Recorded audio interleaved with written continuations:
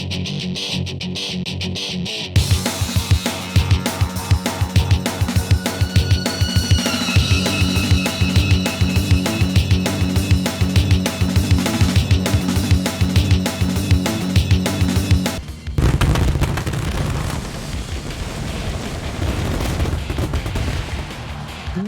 everyone to PSWF Adrenaline.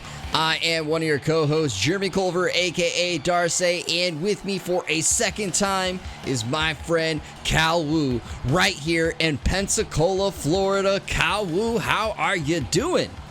I'm feeling great, bro, especially after that pay-per-view that just passed. That was flipping amazing. How about you, Dar? How you feel, bro?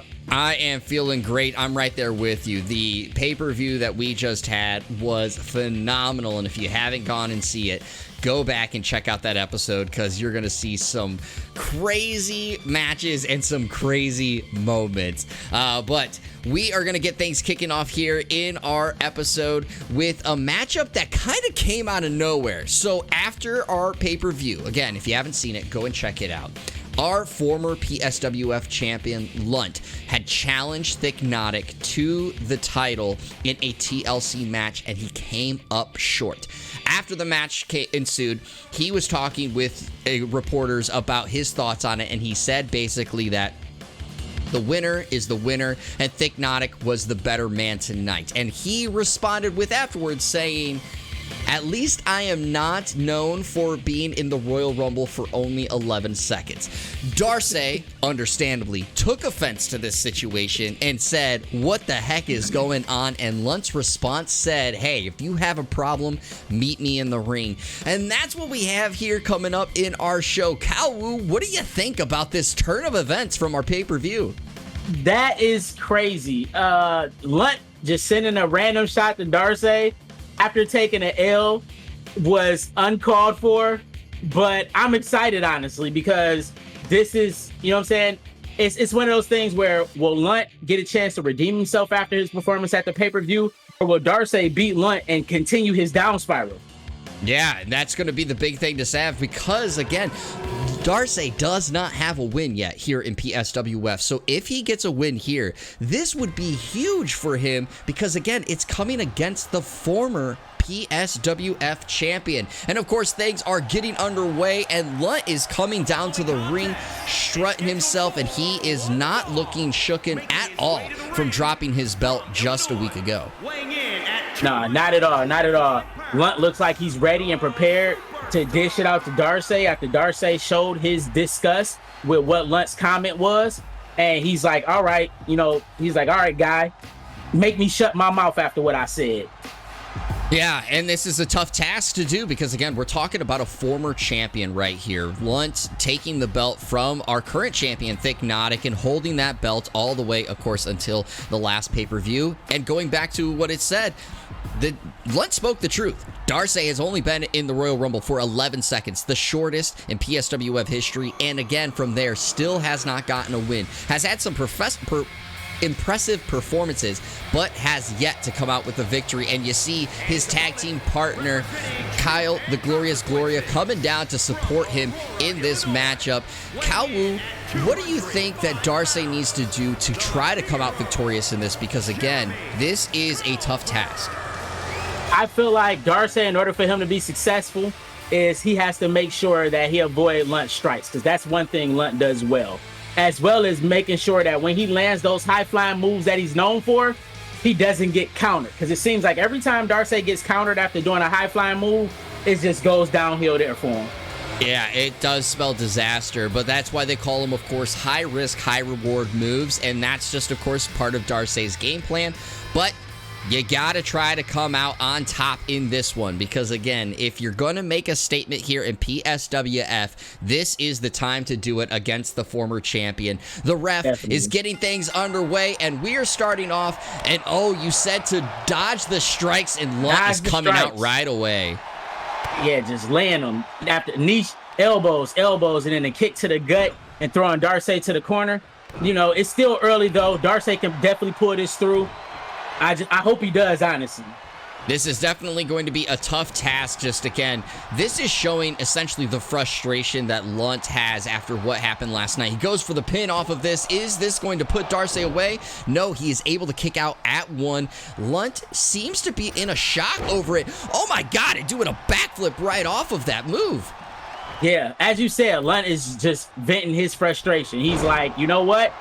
I couldn't hold on to that title, so I'm going to take this guy and I'm just going to unleash all my frustration on him and just beat him to a bloody pulp. Now, this is a different side of Lunt than we have seen up to this point. Lunt has been fairly calm, cool, and collected. He credits that to his training that he has done in various martial arts over his years. But that statement coming out of last night's pay-per-view, and now, of course, the early aggression here, this is something that I guess is a new side of Lunt that maybe we see moving forward. But Darsay finally turning things around for himself and getting some strikes and even taunting Lunt out of it. Yeah, right in his face, yelling at him, get up. Oh, and Darsay pulls it off himself. Says anything you can do, I can do better. Goes for the pin. Oh, and only a kick out of one, and Darsay is shook off of that too. What was impressive about that moonsault is the distance, on how accurate he was in such a close distance. It was crazy. Oh, Darsay off the top rope with another moonsault. We talked about could he connect on the top ropes. Oh, he did, but only able to get to a two. Lunt being able to kick out of this. This is interesting. He going again. He says not enough. Oh, and he connected again. Corkscrew. But it looks like it hurt him in the same process, but he was able to connect. Oh, and he's going for the big strikes. Oh, just a good suplex there, using only the head to toss him around. Oh yeah, he had his neck ripped. You know, he had his neck torqued, and now he's adding insult to injury by kicking him in the face. You know, letting him know, like, you're the loser here and you're going to continue to be the loser.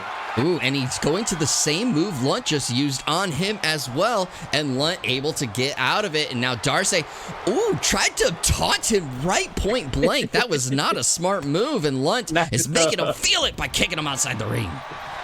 Not at all. That was definitely not smart. Dar, you got to pick your battles better when you taunt, man. That was definitely a very inopportune time, and honestly, that possibly could be one of the things that turned this match around and cost him.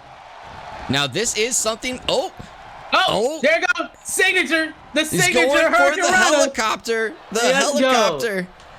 Oh, and he goes to the top ropes again. He is digging to the well. Oh, what is he? Oh, and he doesn't connect. Lunt. He went to the well one too many times. One too many times. But he gets up in security. He kicks him in the head. Oh, man. What is transpiring here? Darsay is, like, you know, the Smack Talkers been talking about how they're tired of the disrespect, and what Lunt did with that comment when he talked to reporters was disrespectful. Is Darsay going for his face buster? Oh my God. Is this gonna be the face buster? There's the cross. He says a prayer. Will he connect? Oh, he does! And he does! Darsay, this is awesome. You hear the crowd? This might be it. This might be it. Is this it? Darsay pulls out a win. Oh my God, let's go. Congratulations to Darsay on that big win against the former champion. And Lunt should be embarrassed for all the trash that he talked. And then this outcome, Lunt should be embarrassed. And Lunt is definitely showing that he's at the bottom of every ranking at this point with that loss. I think whatever transpired in Lunt's head from the pay-per-view last night has gotten to him. Because Lunt had a very impressive performance last night. Let's not try to discredit that. He had a very impressive performance, but he was not able, of course, to come out victorious. And then, again, uncharacteristically, starts to attack Darsay coming out of that, and then Darsay shows the resiliency to come back and pull out a huge win. Most definitely. Honestly, I can't wait to see what Darsay has to say about this win. You know, after this win, I can't wait to see what Darsay got to say about it, because this is huge, and this could be the momentum that he's looking for to springboard him to the top. I'm really curious to see what Darsay says following this as well, because again, he was an innocent bystander in all of this. And then it transpires into this discussion essentially of, hey, I just got called out. What the heck is the problem?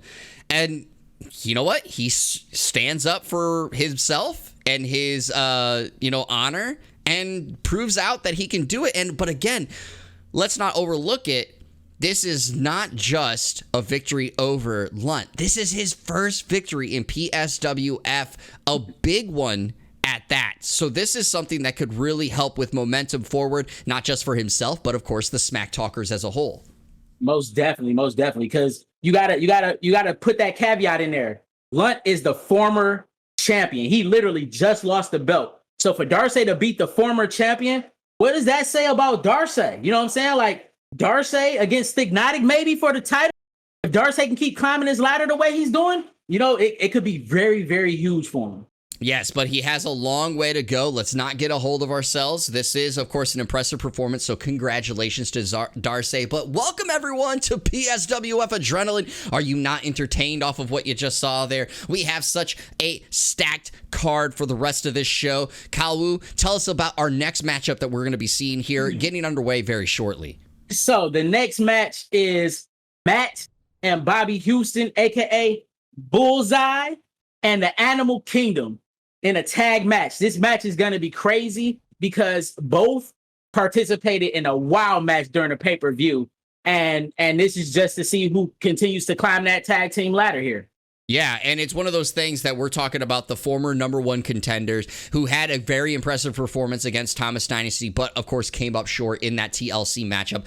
And Bullseye coming out of a very hectic, long 8-man tag match where they held their own throughout it, but of course came up short at the very end. So I'm really excited to see this. We also have, of course, later on in the show, a rematch of the surprise win from Bill Gates going up against Lionel Jeid. Of course, Lionel Jeid not happy with what transpired there, and he wants to try to get his revenge over Bill Gates. Kawu, what's your thoughts for that one?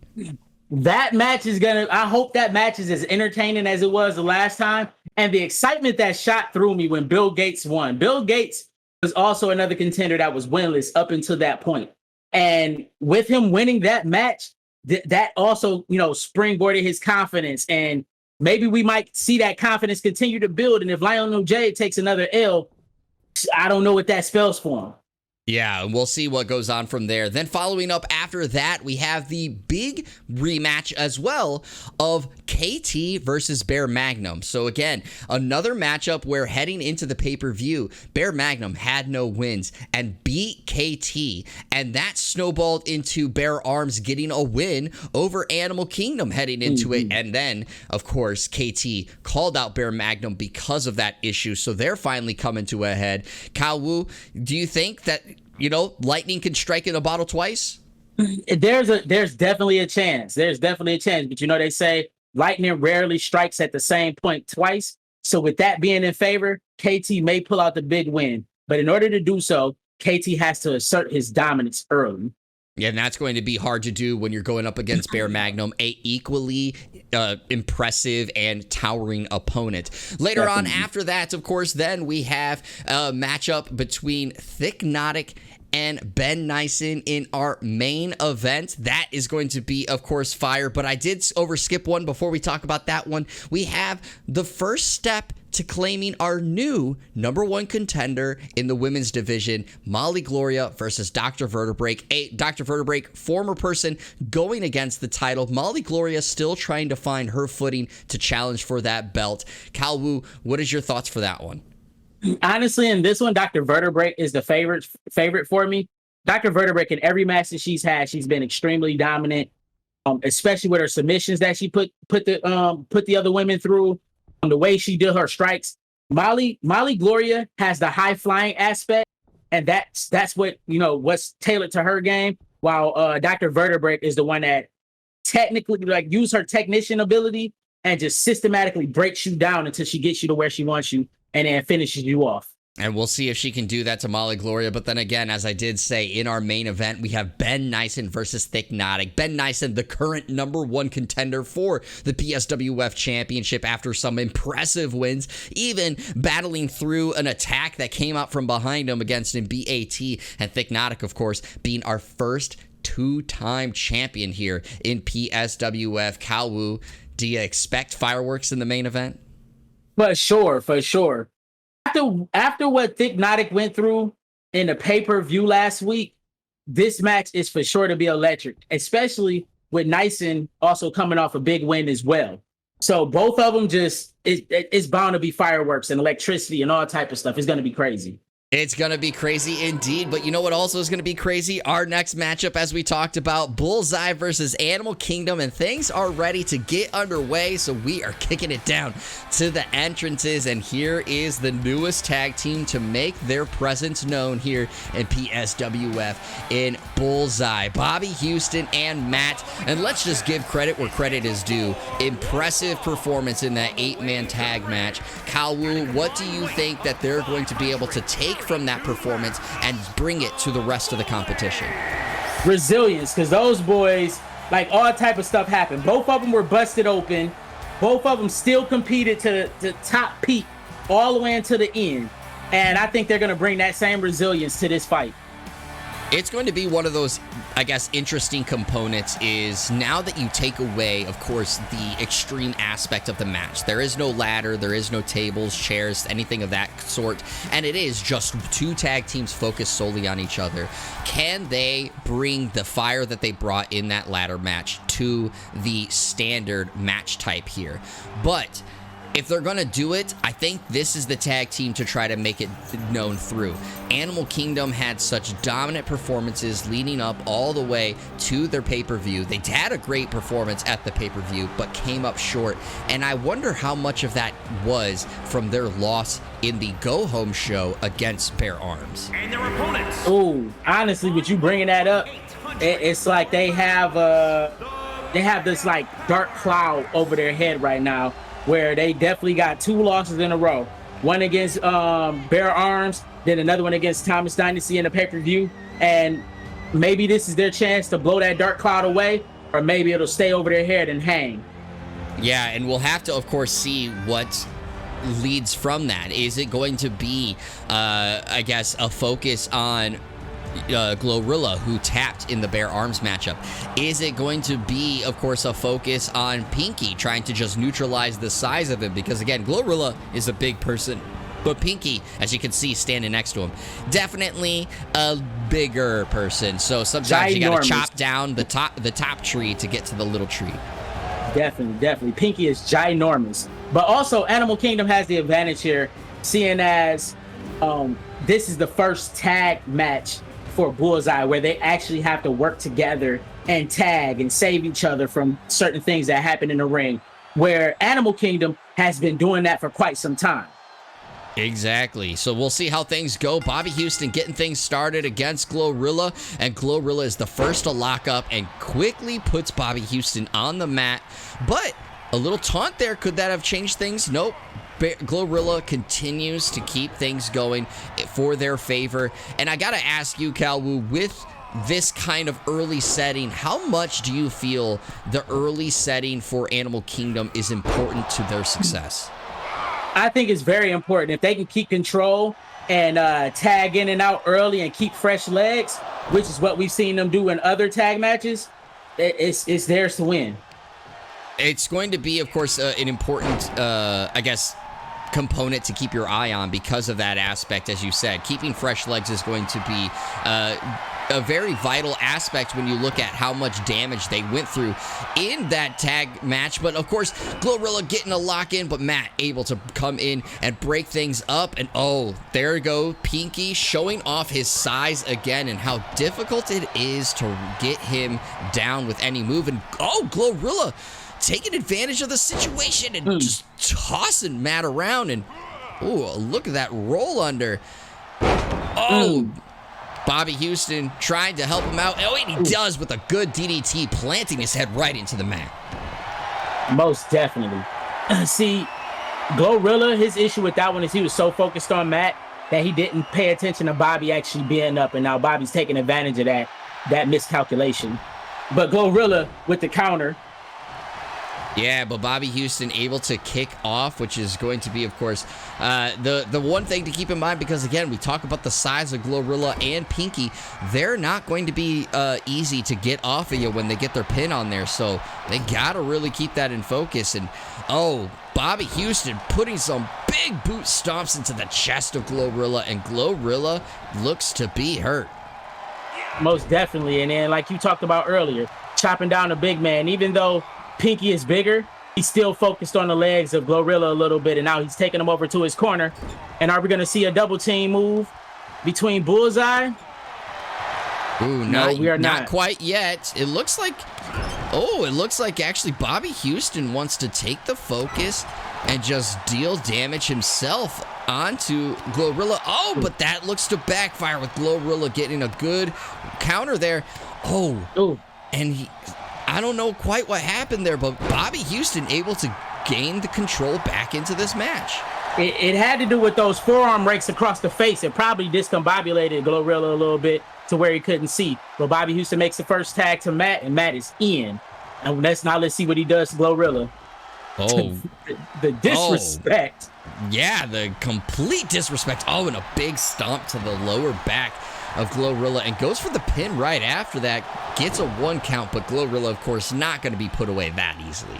No, not at all. Not at all. And they tag him back in. They're trying to keep fresh legs. They're trying to keep that rotation that Animal Kingdom should be doing. But Glorilla's been in this match the whole time. And a spine buster. Oh, my goodness. A stiff spine buster at that. And Pinky knew he had to get in and break that up, and he does. And Matt comes in to try to get at Pinky, but again, Pinky's size just really showing the problem here and just tossing Matt outside the ring like it was nothing. Yeah, and I don't know what's going on with Bobby Houston. He might be very angry, but he just literally just choked Glorilla, and Glorilla got up and hit him in the face with a vicious knee. Oh, and a big kick to the face. Oh, and he's going for the submission. The pounding to the side of the face and starts to lock him in, and Matt is just watching. Oh, and Pinky comes in and breaks it up. Oh, my goodness. Matt is out, and Bobby Houston is stuck. Oh, but Bobby Houston able to get out. I was concerned that was going to be it right there. Likewise, I thought that was over. Oh, that was a great combination with the slap to the leg sweep. Somebody must be watching Cobra Kai. yeah. Glorilla is showing. Sweep the legs. Glorilla is showing I might be big, but I got speed and agility as well. That was a nice combo there. And now Pinky finally in, and now just using the size to his advantage. Most definitely. And you can tell Pinky's a bit frustrated at how aggressive he comes out. I wonder if we're going to see Pinky's signature bite this match. We might. Oh, but he's going to step right onto Bobby Houston's chest after the delt of the chest. Oh, there it is. The signature bite. Oh, and now he's choking Bobby Houston right back after he saw what just happened to Glorilla. And now he goes for the pin. There's a 1. Oh, and Matt gets in and breaks it up beforehand. And now Pinky is upset with this. It says, "Get out of my ring. Get out of here." He flung him with authority over the ropes. And now he's working on the legs of Bobby and the tag. Let's see what Glorilla got in store. Maybe Glorilla might set him up for another submission hold. Because I promise you, if Matt didn't come in, Bobby probably would have tapped. I think right now, Bobby Houston, which started off really well in the ring, really needs to get a tag into Matt, but Matt is nowhere to be found. Good slide in. Oh, comes out and quickly breaks that up. That could have easily have been the end of this match. Oh, but Glorilla tried to get a move. Oh, and it's an RKO. Oh, out of nowhere. Nowhere. And he goes for the pin. Oh, I thought that was over. I thought it was over. That was close. Pinky not even coming in to try to break that up, and Matt coming in with a big plant there. Yeah, I don't know who's gonna win this now, because it's kind of going back and forth. But Matt looking like he wants to put it away. 1, and Pinky came in, but he didn't need to. And Bobby is not happy. Bobby throws Pinky over the ropes, and Glorilla's being choked, and his head is slammed on the ground. My goodness. Oh, but a good reversal there from Glorilla. Oh, and Bobby Houston with the DDT plant outside the ring, but we didn't see what Glorilla did to put Matt down on the mat, and Glorilla is feeling it. He is. Body splash, big body splash off the rope. A big senton bomb there, and that's a lot of gorilla flowing onto your stomach. Oh, no. Oh, the cradle slam. And now he's just stomping onto Matt. These are disrespectful stomps, but Matt able to counter it and get some things going for himself now. Got that dragon corkscrew going, and now he's... and Pinky busted open now? Bobby Houston busted him open and is running over to his side. My goodness, that's the first time Pinky has been busted open. And I'm sure Peter's not going to be happy about that. Not at all. We'll see what goes on for it. Oh, with a big strike there from Matt. Ooh. Oh, there's one. After it. And a big clothesline. Is he going to put it away? Pinky able to get off from outside the ring. Even with being busted open, but gets tossed right back over. Is that what can help Glorilla get things turned around? No, Matt continuing his beat down onto Glorilla, and Bobby Houston is, jawing it out with a fan over there. He's not able to tag in. Matt wants to tag him. Bobby, pay attention. What are you doing? Bobby is Matt really sizing him up. Matt is sizing up Glorilla. Oh! It's the wee Elcom. It's the wee Elcom. Oh, and he breaks it up. We have such a fire match going on right here. Oh, and Matt now putting in some work onto Pinky, even though he's not the active wrestler in the ring.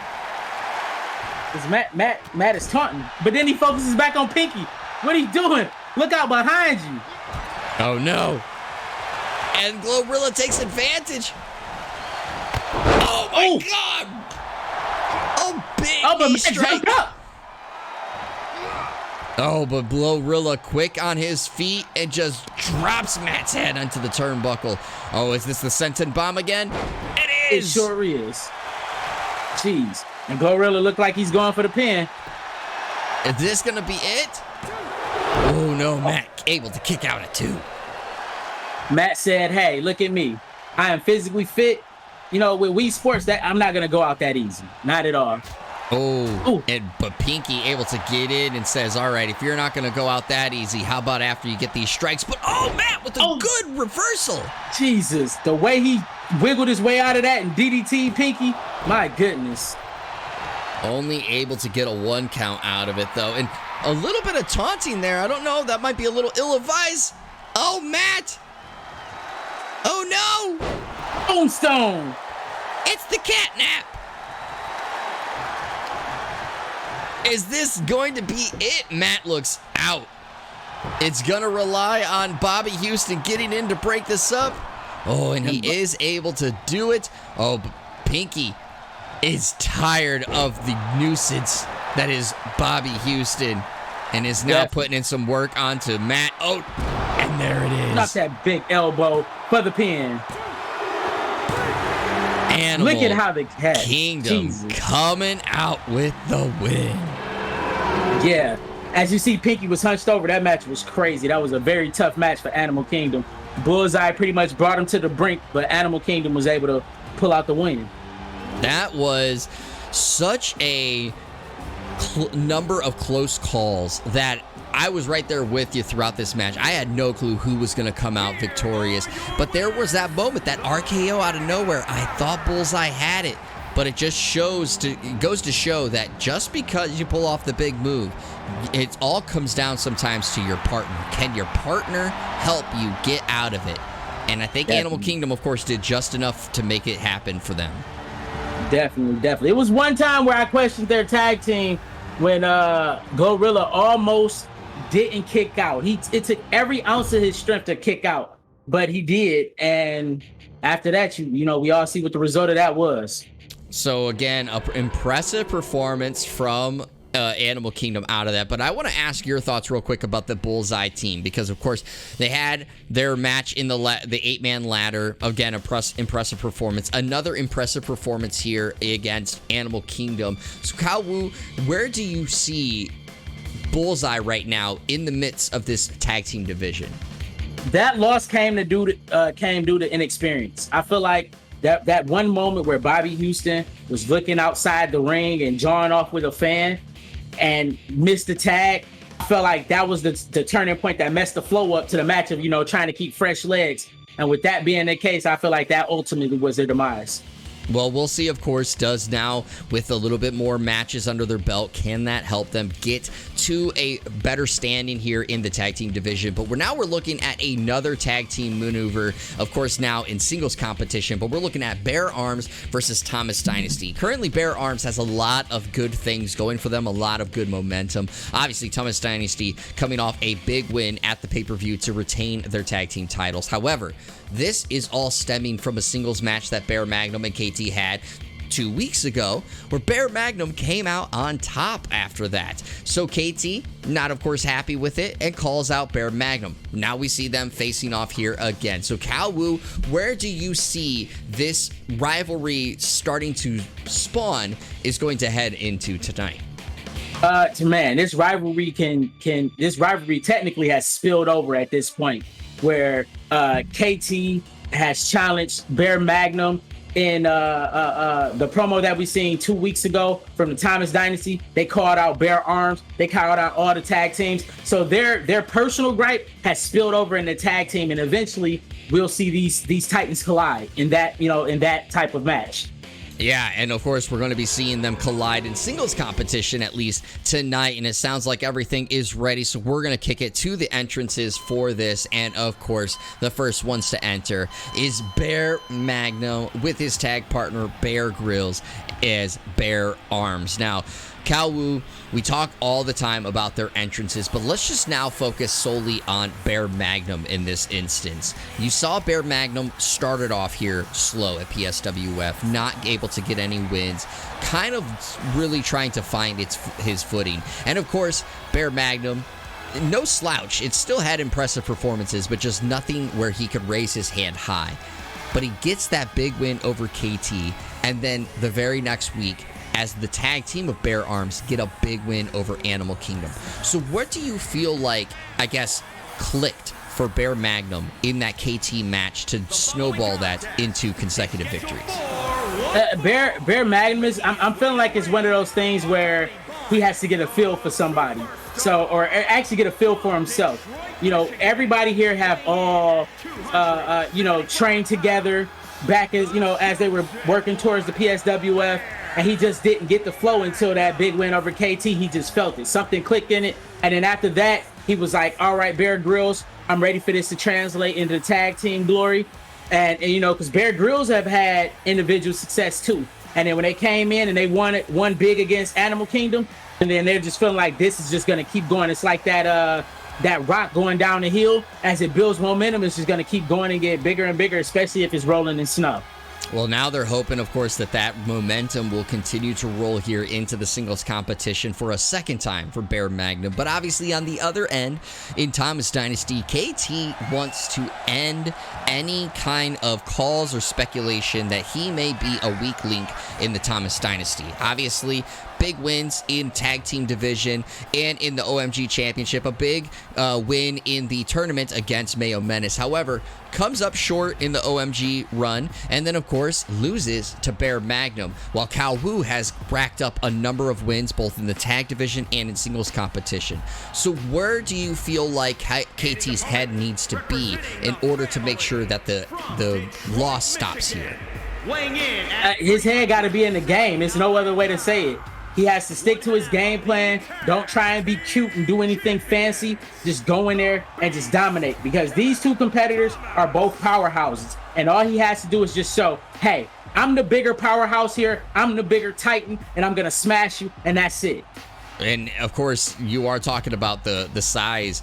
KT does have a slight size advantage to Bear Magnum, not by much, but of course, that is something that he can try to utilize in this match. But at the moment, Bear Magnum might have the number of KT, and we'll find out if that is true here in a few seconds as we get things ready underway. And Bear Magnum looking all limbered and ready to go. KT looks locked in, and we are getting started.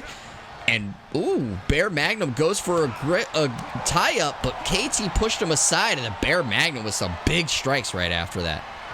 Definitely. Bear Magnum said, hey, you're not going to disrespect me by pushing me off to the side like I'm a small fry. Get these hits to the mouth. KT, accepted that challenge, grabbed him, and now is wrenching his leg on the rope. Yeah, this is, KT whiffed a punch there. Maybe just misjudged a little bit of the distance, but there's the strength that we talk about with KT. Look at him able to hold Bear Magnum up for this long. And again, Bear Magnum is no slouch. What a slam down onto the mat there. Definitely. KT just showing that strength, holding him up with one arm eventually, and just telling the crowd, listen, I want to hear this. I want to hear you before dropping Bear Magnum down. And now KT with the big body splash. Yeah, this is definitely looking like KT is trying to keep the momentum riding from the big pay-per-view last night. And oh my God, what strength are we just witnessing right here? That was a dead weight lift off the ground over the head and just dropping Bear Magnum on his face. Yeah, for sure. KT is literally showing the power and the strength, but Bear Magnum countered, and now and KT pushes him off, and KT stops him from attacking him too. Oh, and a big German suplex there. He goes for the pin, but the ref don't see the rope. The ref didn't see the rope. The ref didn't see the rope, and KT pulls the win out. Oh my God, that was crazy. Bear Magnum grabbed the rope, and the ref did not see the rope grab and counted all three. Bear Magnum knew that he had the rope break and didn't bother to kick out, and the ref just kept on counting. My God. And look how disappointing he's sitting on the end of the apron. My goodness. I think he has, of course, and I think, of course, anyone that watched that match has a legitimate bone to pick with what just transpired there. But I think that we're not seeing, of course, the end of this little rivalry that we got going on here, because just wow. Like, I'm speechless over it. It was such a quick match, but it was obviously not supposed to be. This should have been a rope break. Most definitely. And like, I want to hear what Bear Magnum has to say about this, because that was egregious, and things like that shouldn't happen with the referees. Or who's to say? Maybe the referee might be in cahoots with KT maybe in that one. I don't know, because that was awfully strange that the referee completely ignored the rope break after one count. Yeah, and it wasn't like, I think I shouldn't speak for the ref, obviously, but it wasn't like it was hidden from view.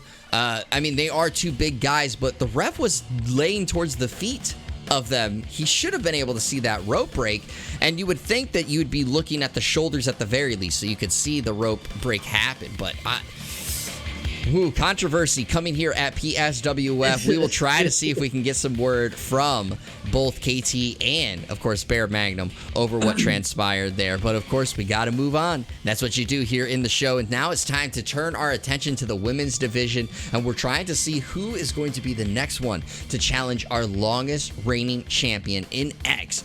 And we got Molly Gloria taking on Dr. Vertebreak. Dr. Vertebreak, as we said earlier in the show, has already had a chance at X. Actually beat X in a tag match with Molly Gloria. She pinned X to make it happen, but could not come out victorious in singles competition. Molly Gloria had some big wins against Hat, obviously had a win in the tag match against X and Hat, but could not come out with a win when she needed it to become the #1 contender. So now we're at this point. Hal Wu, you talked about earlier, you think Dr. Vertebreak has the advantage, is the favorite in here. But I am going to ask you a different question. Who do you think is a legitimate threat to X's title reign? I say Dr. Vertebreak would be, for the simple fact that X is, out of the women competitors, X is the most balanced overall. And Dr. Vertebreak, with her being a technician, has the best possibility to get through that balance that she has. Well, we'll see, of course, if that is going to be the case in the future. But right now, Dr. Vertebreak has to have her attention on Molly Gloria, and we are going to be kicking it to the entrances. And here is Molly Gloria. Now, I want to give credit where credit is due. Molly has had some very impressive performances, but of course, has been held back a little bit by the injury that was suffered in the four-way women's ladder match in our first episode. Has had some great performances since coming back from that injury, but you can still notice it here and there that something might not be completely right with Molly Gloria. And so, Cal Wu, I got to ask you, do you feel that could be what's holding Molly back at the moment? Most definitely, because she's a fierce competitor. Now, like you said earlier, she has big wins against Hat. She has big wins actually against Vertebreak, where they all kind of were beating up on each other. And I just feel like these last couple matches that she's had, especially when she had that triple threat against Hatshepsut and Dr. Vertebreak, that could compound on those injuries that she had. So this right here is something big that maybe she might be over that injury, and she may pull out a big win tonight. Well, we'll have to see if she can put it all together, because as you have said, while Dr. Vertebreak has not gotten the win against X to dethrone her from her title reign, Dr. Vertebreak has had some big wins and has had impressive ones at that. So we'll see, of course, what transpires. Remember, another little known thing that some people often overlook at the ladder match, even though this was not a way to win, Dr. Vertebreak made Molly tap in the match. So even if you're just looking at, when it comes to head cases, who possibly is in the head of the other competitor, that's something that Dr. Vertebreak can bring with her into this matchup. Most definitely. And I'm sure Molly is going to do everything she can and use that speed that she got and that high-flying, high-risk reward type style that she has to stay away from those submissions. Well, we'll see if she's able to do it, because obviously Dr. Vertebreak is quick in her own right. The bell has rung, and with a big slap to start it off and just toss it Dr. Vertebreak like she's nothing. Oh, yeah. Like I said, Molly is tired of not being the number one contender, and she's ready for a shot at the belt. And so, Vertebreak got the strikes, and she sets her up for a backdrop. Ooh, it's always one of those things, right? You can put up the defense, but at some point you got to try to use the offense, because they're going to break through, and it looks like Dr. Vertebreak finally has. It just looks to be angry at Molly with those big strikes there on the ground. Yeah, Molly did a good job of pushing her off, but couldn't recover as she was still, holding her head from all those head strikes she just got. And Vertebreak is just not letting up and just hitting Molly in the head. And maybe the submission she's going to do is going to target Molly's head.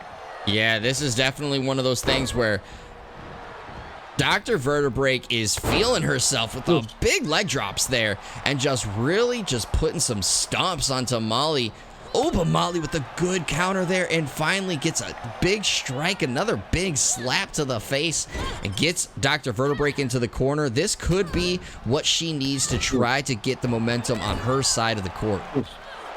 And she's focusing on Dr. Vertebrake's core, because as you can see, Dr. Vertebrake's core is very strong, and that's where she get that torque and pull when she put in those submission holds, and Molly is attacking it. But Dr. Vertebreak is not having it. Not at all.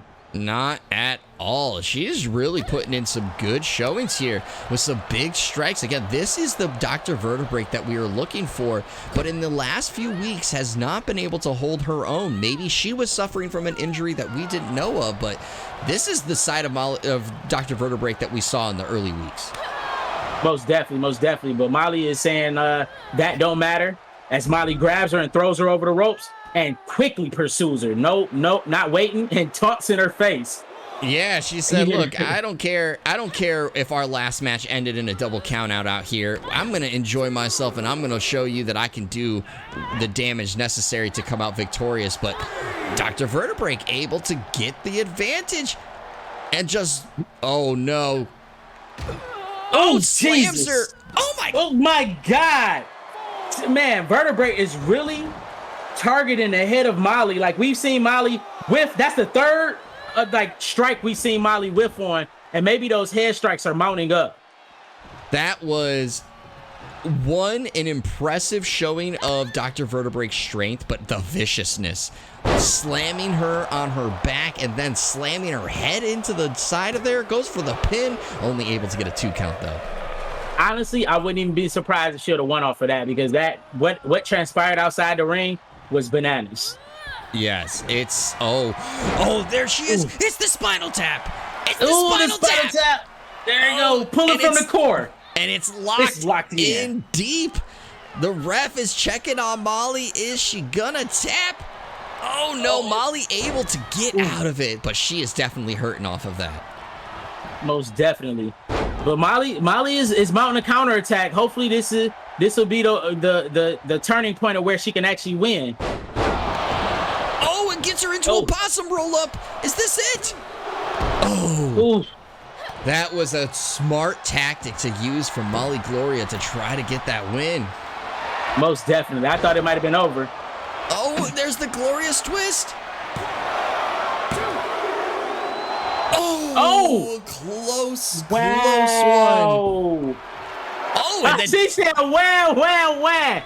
Get up and quit crying. Wow, and the crowd is feeling it off of that. Most definitely. And Molly is getting the crowd going. Maybe that momentum shift from the crowd, that's that inches she needed. She grabs her by the arms, just stumping her in the chest. Just no respect. No respect. This is some viciousness coming out. But with a good reversal from Dr. Vertebreak, and turns it into a roll-up. Oh, never mind. A power bomb. Bam. Wow. A big power bomb. It goes for the pin. Oh, we had it twice. It happened twice in the same night. The ref missed another rope break. What is going on here in PSWF? The controversies are building up. And the ref looks like he is trying to get some answers from what just happened at the announcer's booth. Because, ref, you got to pay attention to the rope break. It was there. It was there as soon as 2 happened. It was literally a whole second, and you didn't pay attention at all. You just literally counted that 3.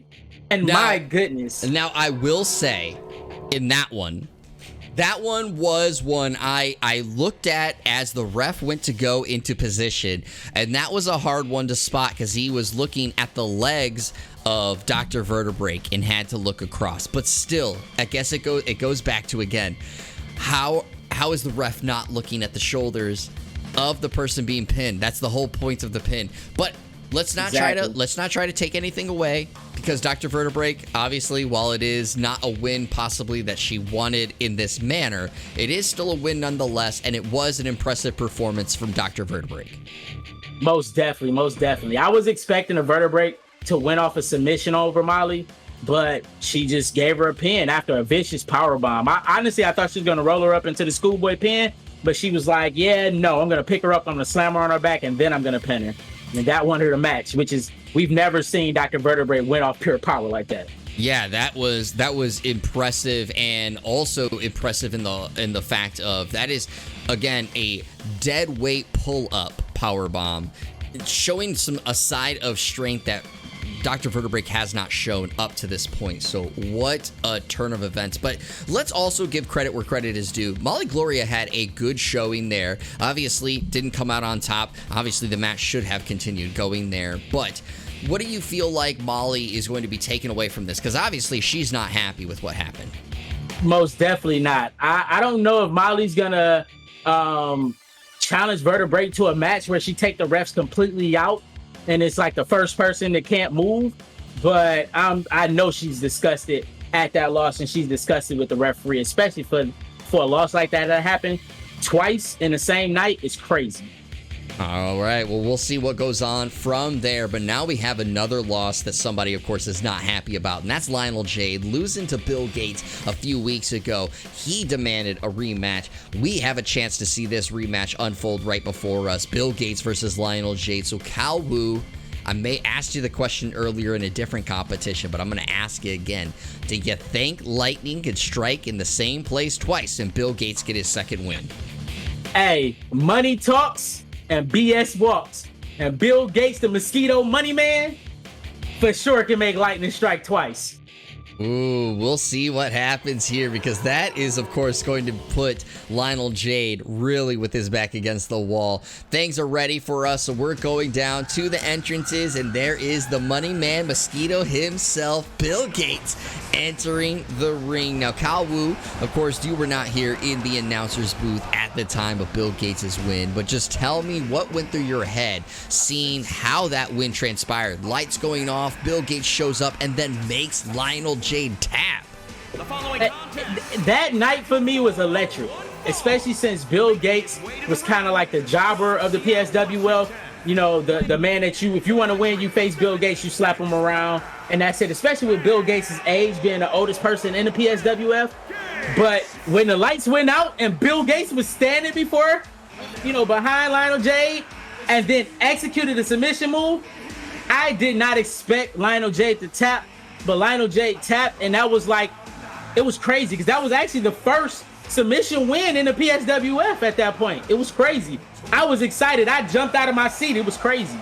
Yeah, it was definitely a surprise nonetheless, and especially, as you said, the fact that it was a submission from Bill Gates to get that W. Of course, Bill Gates hoping to continue that run there. Maybe it's the suit that he puts on every time to wrestle. It gives him some superpowers that we didn't know about. But of course, the person trying to neutralize that, being the kryptonite for Bill Gates, is going to be Lionel Jeid, hoping to really, mark off that blemish on his record and get back to what he does best, which is destroying and winning. Do you think he can do it here tonight? He most definitely can, especially since he made this challenge and challenged Bill Gates to a rematch.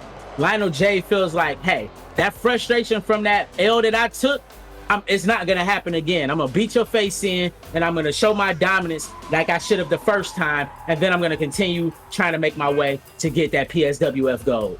We'll see, of course, if that can happen, but I do got to ask you in the I guess, negative side of that aspect. He is frustrated with what happened off of that win.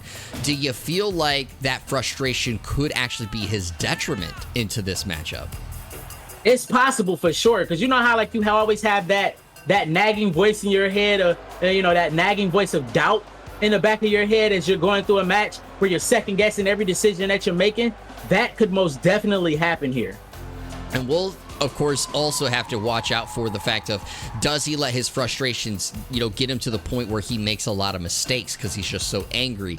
That is going to be what could be a deciding factor in this matchup, because in the OMG Championship match, that was some of the mistakes that he made, which led to him not holding our OMG title. But the bell has rung, and there is the strikes from Lionel Jeid trying to put Bill Gates away right away, and again, getting to show, hey, I should be dominating this matchup. That most definitely. And Bill Gates with the counter. Bill Gates is like, listen, I don't care what you think. I don't care what your thoughts is. I'm going to come here. I'm going to do what I'm supposed to do. And Bill Gates may attempt to win with another submission. And Bill Gates is feeling himself, showing to the crowd like, listen, don't boo me. This is greatness. Yeah, and we talked about, of course, as I just said, maybe the suit that he puts on gives him superpowers, because he always comes out in a business suit, and then he puts on this futuristic spikeness suit, and of course, things change for him as soon as that happens, but he goes for the pin, only able to get a 1 count, and Lionel Jeid not able to get any footing since that opening part. Not at all. And Bill Gates is like, hey, you put your back to me, I'm going to take advantage of that with 2 vicious elbows to the back, and then lines him up on the ropes and just continues his assault. But Jeid flips him over the ropes, and now it's getting hype. Yeah, he seems angry after that. Able to block a kick there from Bill Gates. Oh, but Bill Gates DDTs him right into the outside concrete. Bill Gates made, this might be something interesting that we see, but Bill Gates gets countered, and Lionel Jeid grabs Bill Gates, pick him up, and is he going to throw him against the apron? Oh, no. Ooh. Oh. Plants him on his face just from over top. And that's something that you gotta really be, curious about with Bill Gates is how much damage can he suffer like that. Again, the oldest competitor here in PSWF, and he just got dropped from a pretty high standpoint right onto his face. But he is putting some work in onto Lionel Jeid, and the ref's count continues to climb. We are about to get to a 7 count, and they still haven't gotten into the ring, but Bill Gates gets in, but Lionel Jeid stuck there to the side of the corner. And is he going to come to his senses? Rest. Bill Gates taking a rest in the corner, and this might be his tactic. Stay out there, get him tired, and possibly win by a count out, but Lionel Jeid come to his senses, get in at a 9 count, and grabs Bill Gates and shows his dissatisfaction by putting him over the shoulder and planting Bill Gates onto his back. Saying, listen here, old man, I'm about to choke you and punch you in the head. That was a close call, only getting in at a 9 count, but Lionel Jeid seems frustrated off of that. And this is a curious spot to check on Bill Gates from. I don't know if you could quite see if he was going to tap from staring at Lionel Jeid's booty, but of course the ref knows more than I do. Facts. But Bill Gates, picked him up, grabbed him, threw him out the ring, and now it's continuing that outside assault. I think Bill Gates wants to make Lionel Jeid lose by a count out. Like, what's more humiliating? I'm not going to submit you this time. I want to make you lose outside the ring by getting a 10 count and just make you go home as I sit here in victory. It would be very embarrassing to lose that way to Bill Gates, but at the same time, that could be a downfall for Bill Gates because Lionel Jeid's not going to be an easy person to just sit here and get to count out. Oh, man. Just planting him again onto the outside ring mat. Showing that strength. Like Lionel Jeid showing that strength, picking Bill Gates up and going back in the ring. Maybe he wants to give Bill Gates a chance to get up, and Bill Gates does. And Bill I think for Lionel Jeid, he really wants to win inside this ring because he wants to show again that loss to Bill Gates before was a fluke.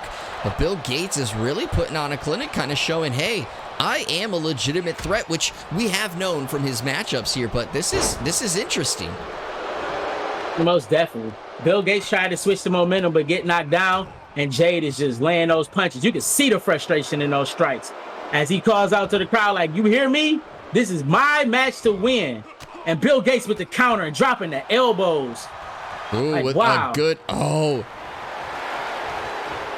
And he just called for the gunshot, but Lionel Jeid able to get up before Bill Gates can do anything. Oh, and it's the twisted tombstone. But he's right next to the ropes. Is he going to go for the pin or is he going to pull him away? He's smart and pulls him away. Is this going to put him out? Will he redeem himself against Bill Gates? Oh, and Bill Gates kicks up. That was barely too. Oh, man, those old bones took a lot of damage. He barely got his kick. Oh, but the lights went out again and Bill Gates behind him. This is how he won last time. Oh my goodness. I thought we was about to see a repeat with the submission. Oh, but Bill Gates pulls him head first into the rope. I've never seen that before. And Bill Gates with the sharpshooter. It's a different the Boston submission. Crab, I'm sorry. The Boston Crab. Can Bill Gates pull it out? Oh my. Oh no. Oh, but the leg strength of Lionel Jeid able to kick out. Oh. It's the Jeid Cutter. Definitely pulling out the Jeid Cutter. Oh my goodness. Will he finally put Bill Gates away? 2, 3. He does. Lionel Jeid put Bill Gates away. Man, for a second there, I thought Bill Gates was going to pull a second win the same exact way he did the first time. But Lionel Jeid says, screw you. Lightning does not strike twice. I am sitting here. I am the victor, and you are going to lose, and you lost this match tonight. But that was, again, another impressive performance from Bill Gates. Almost pulling out a victory, but he went to the well that he used last time. And I think that was his downfall. If he hadn't used that tactic before, he might have came out victorious, but the tactic didn't work this time. Yeah, Lionel Jeid was looking for it this time, I don't know if Bill Gates would have executed the same submission he did the last time. If that would have, Lionel Jeid knowing that could have happened, if that would have helped much. But, him putting in a Boston Crab, Lionel Jeid said, I still got the leg strength to kick out of this. He did, laid the Jeid cutter, and walked away with the victory. Yeah, so we'll see, of course, what that means for moving forward, but we got to move things along. Let's look at our next matchup. We actually have Kyle taking on the 25th BAM. So as we talked about before, and the ladder match, Smack Talkers had an impressive performance, looked very good. Obviously, earlier in the show, Darsay picking up a win, but the ones that won in the pay-per-view ladder match was Anime Ted, and Goku and the 25th BAM looked great in that matchup. So what do you feel like is in their favor when it comes to this singles matchup against Kyle? Right now, the 25th BAM is on a streak. They're on a high, basically, with Anime Ted winning last week in the pay-per-view. But also, the Smack Talkers might be on that high with Darsay's big win tonight against the former champion, with Kyle standing out there by his side, and now Darsay standing by Kyle's side. This is definitely their match to win tonight. Well, we'll see if they can do it, because, of course, that would be an impressive performance if they are able to do it. Now, the things are getting underway for the entrances, and we are looking, of course, at Anime Ted coming out for their first... Well, I shouldn't say the first singles match for 25th BAM, but their first match since the pay-per-view.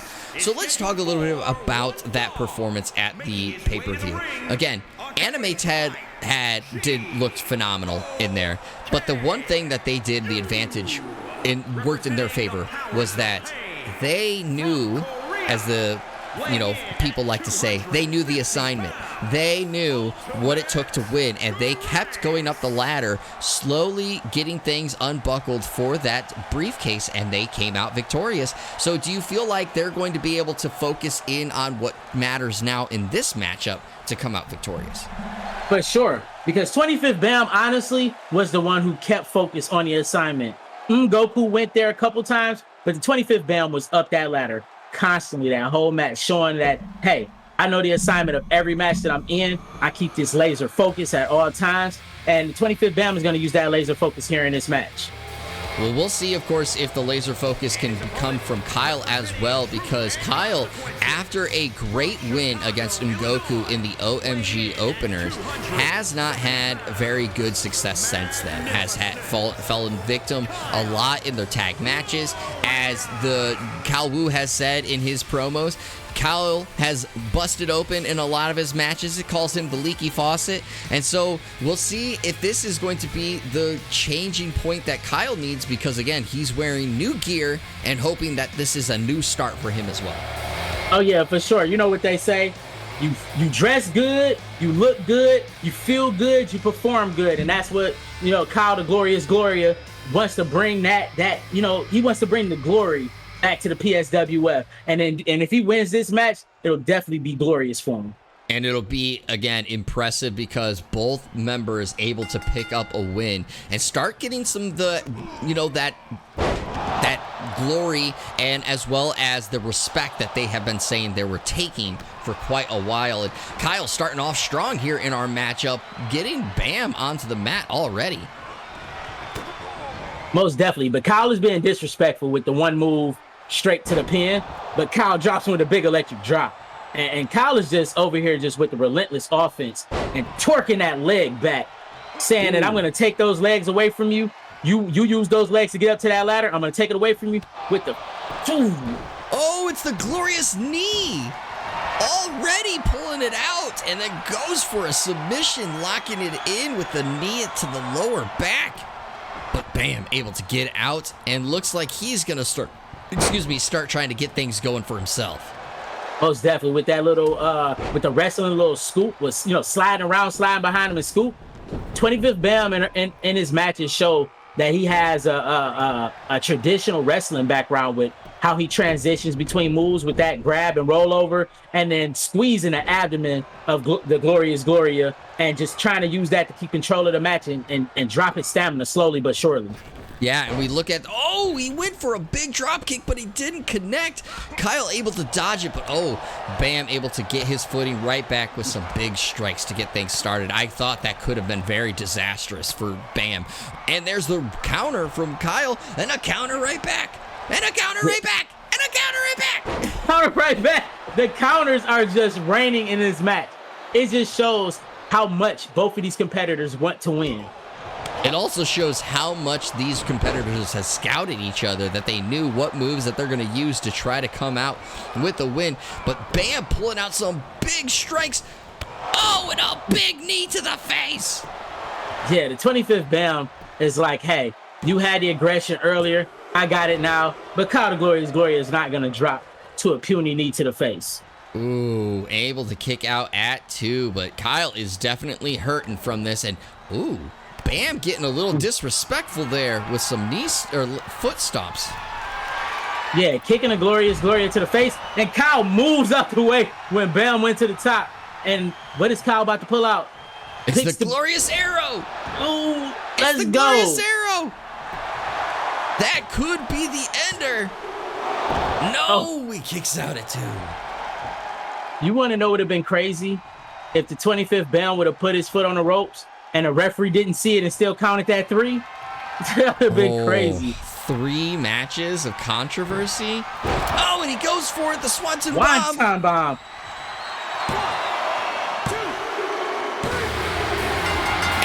And do it. Smack Talkers do it. They pull out back-to-back wins tonight. This is huge for the Smack Talkers. This is so huge. This is gonna springboard them in the future for sure.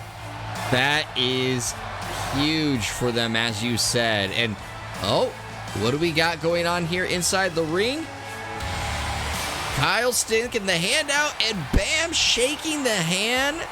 There is a sign of respect going on here inside PSWF.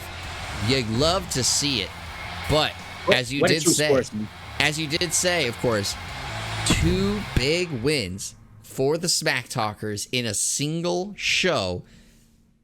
What do you think that means? You talked about, of course, this could catapult them, but what do you think that means for their psyche and, of course, their momentum inside the tag team division?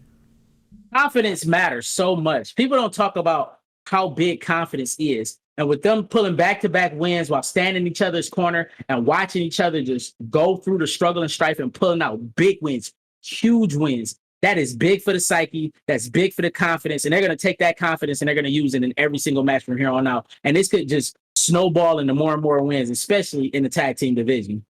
Well, we'll see, of course, what that means going forward, but now we got to turn our attention to the main event, and this is, of course, a little bit of a preview what could be coming at our upcoming pay-per-view. We have Thiccnotic, the current PSWF champion, taking on Ben Neisen, probably the hottest wrestler currently in the PSWF locker room, and the current favorite as a #1 contender.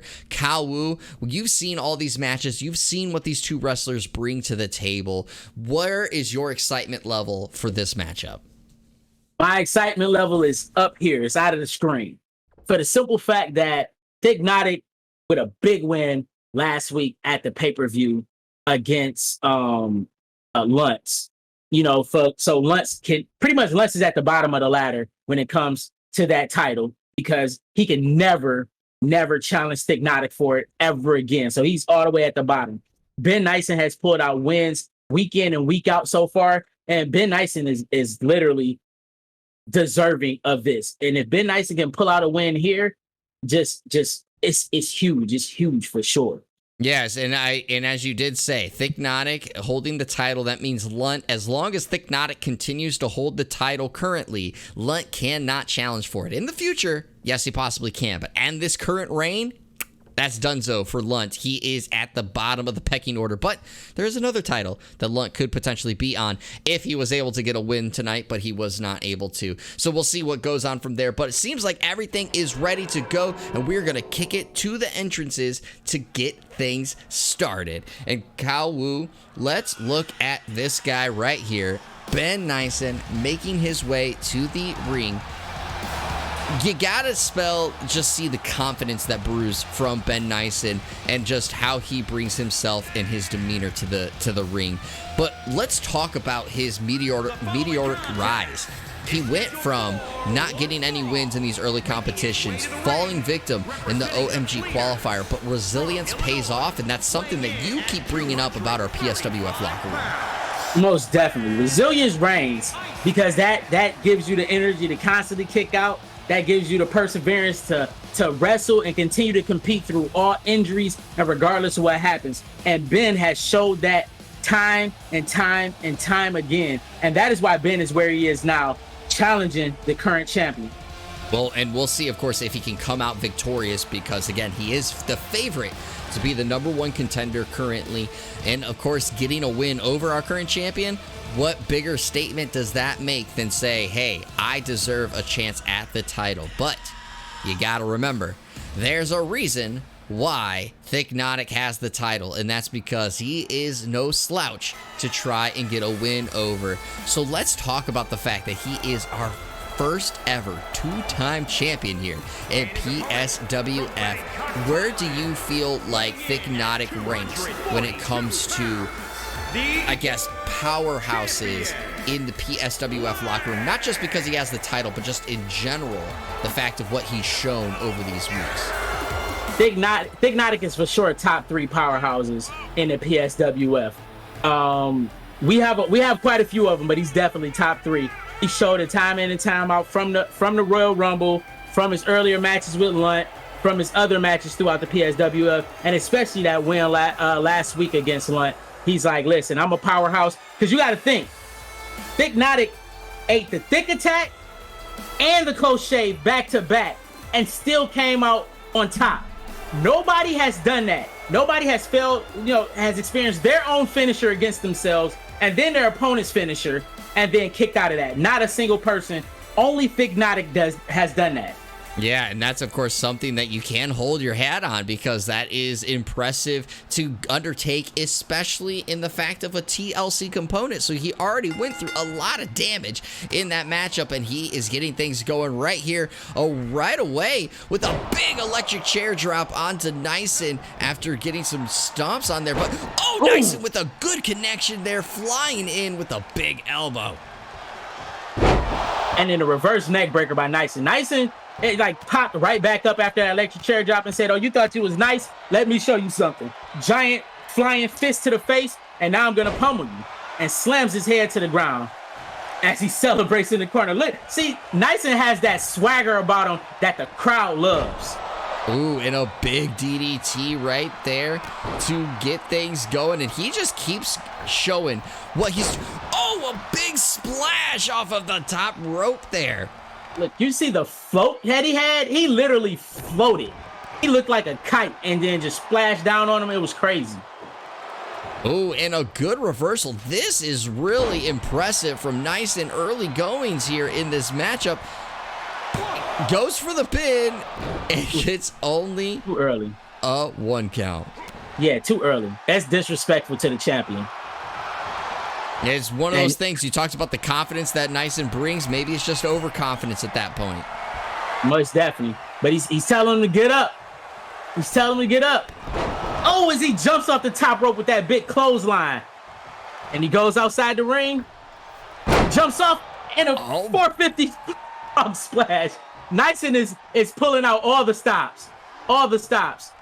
Neisen wants that title shot, and he is going to do everything in his toolbox to make sure that happens. He pulls him away, goes for the pin. Is this enough to finally put Thiccnotic away? No, it is not. I was going to be like, wow, Thiccnotic lost so fast. Ooh, but Thiccnotic again, counters. Thiccnotic is our champion for a reason. Oh, with the big flipping... I still don't know what to call that move, but that is always still impressive. Oh, he's going for the thick attack. He's got Neisen set up. And drops him down, goes for the pin. Neisen is close to the ropes. Are we going to have another controversy? No, he kicks out. Look, Neisen has been sitting in the back watching these matches tonight, and he said, I will not be victim to that. but it doesn't matter because Thiccnotic has him in some type of submission hold where he got his arms and he's twerking his back. And Neisen counters. Wow. Neisen able to get out, and Thiccnotic just returns it with a big strike. And now are we spilling outside the ring?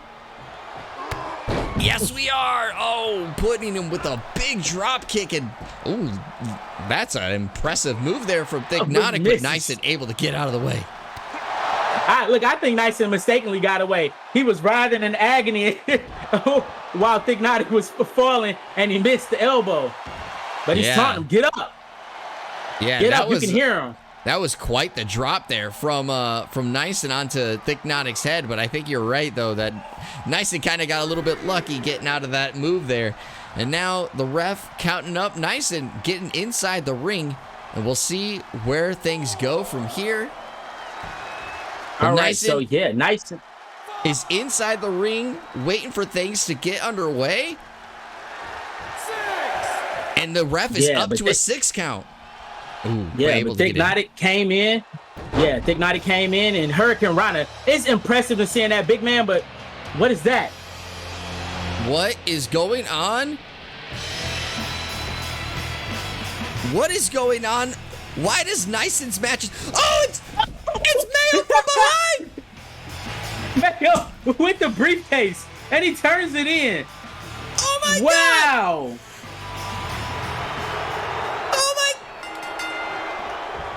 Wow. This has just turned into a championship match. A championship triple threat match at that. Wow.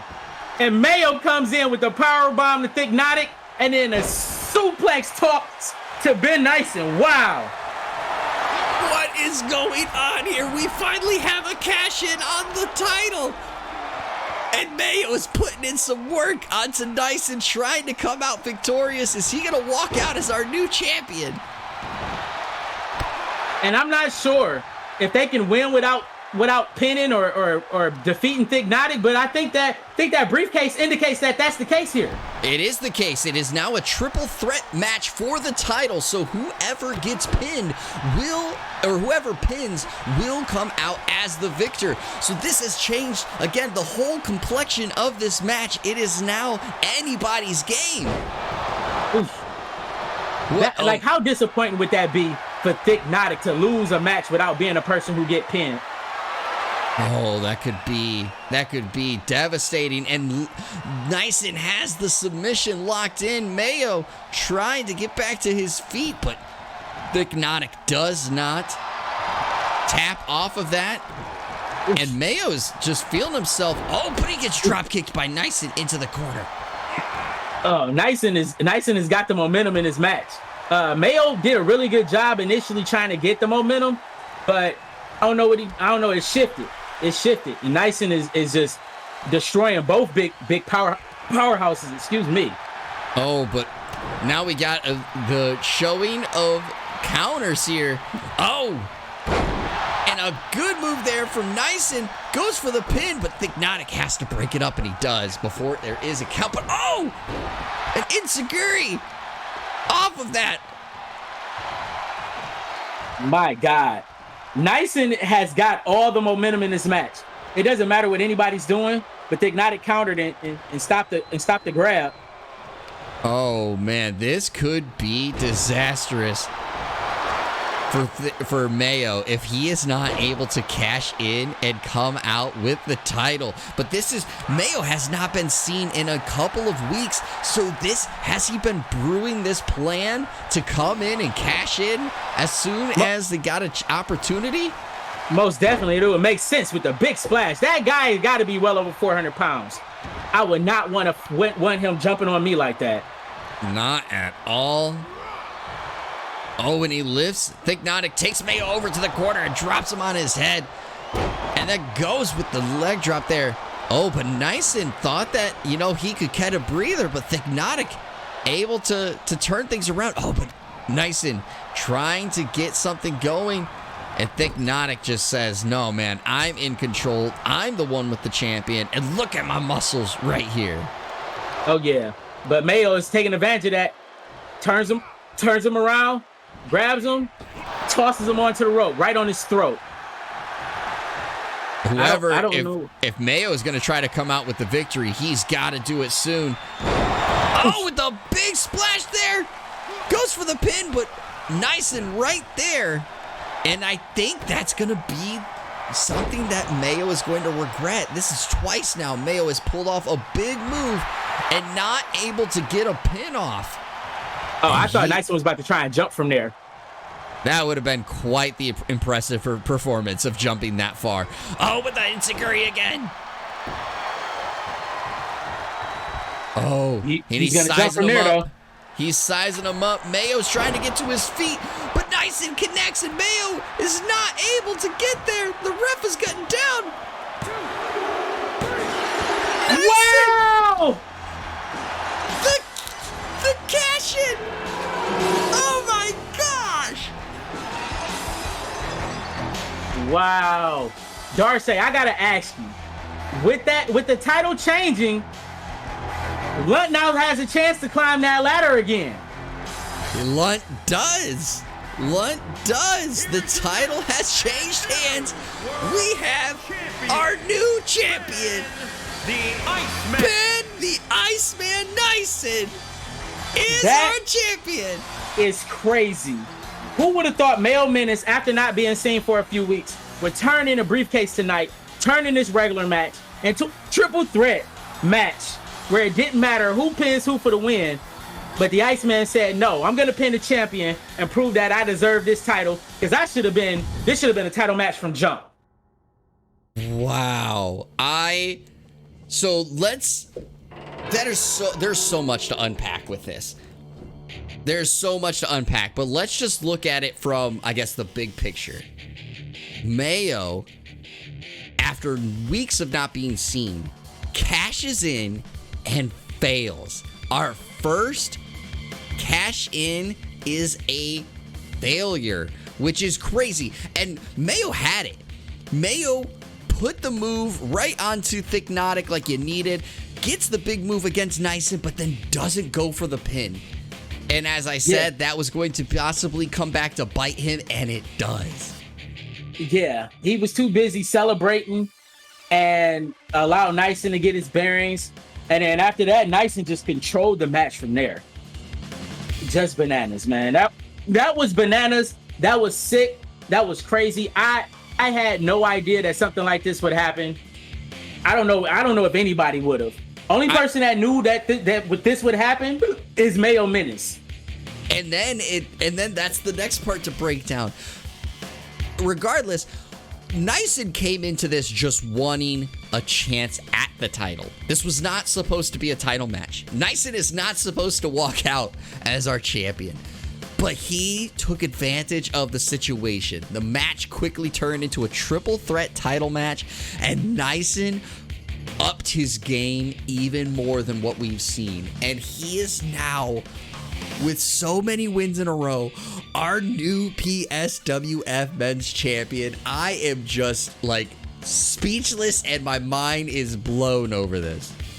Most definitely. And it's disappointing because Mayo Menace was the fresh legs in his match. And he took a couple big moves and was just out and pretty much was ineffective. And Neisen, once he got control of the match again, Neisen just stayed on top of it and was like, you know what? This is my big opportunity. Screw being number one contender. I'm going to walk out of here with the gold. I'm going to walk out here the champion. And just the fact that Thiccnotic only had the belt for 1 week and then instantly lost it. Couldn't even hold it to the next pay-per-view is just beyond me. This is utterly insane, but exciting at the same time. And that's what you get here at PSWF Adrenaline. So make sure, if you haven't already, you hit that like button, you hit the subscribe button, and leave a comment down below telling us your thoughts of what just transpired here. But Calhu, that is our show. What was your favorite match of the night? This show was crazy. That's gonna have to be this main event. This main event was bananas. Because we had no idea. It just came with fully packed full of surprises. We had no idea that Mayo would cash in a briefcase. We thought he was going to come down a ramp because you seen Thiccnotic taunt him. Yes, come on. Who is it? And then Mayo Menace comes from behind, hits him in the back of the head. The match commences, and then he loses. That was crazy. It's crazy. And obviously the main event would have been my number one choice. But just to give a shout out to another match, I got to go to the early one. Darsay picking up a big win against Lunt, the former champion. Again, something that I did not see happening. And of course, I think really helped with setting the tone for the rest of this show that there is going to be some crazy things about to take place on here. But Cal Wu, is there anything else you want to leave our viewers with before we send them off into the weekend? Man, like you stated with Darsay, maybe Darsay might be trying to go for that PSWF gold. And if he does, that win against the former champion is definitely his first footstep to get into that position. I agree with you, but we'll have to, of course, see the controversy that spawns from the 2 rope breaks that didn't happen. So you don't want to miss that. Make sure, again, you hit the like button and you hit the subscribe button here on the channel. But for the last time on this episode, I've been one of your co-hosts, Jeremy Culver, a.k.a. Darsay. This has been the man, Cal Wu himself, and we hope you enjoyed this. So hit the like button, hit the subscribe, leave a comment, and keep the adrenaline going.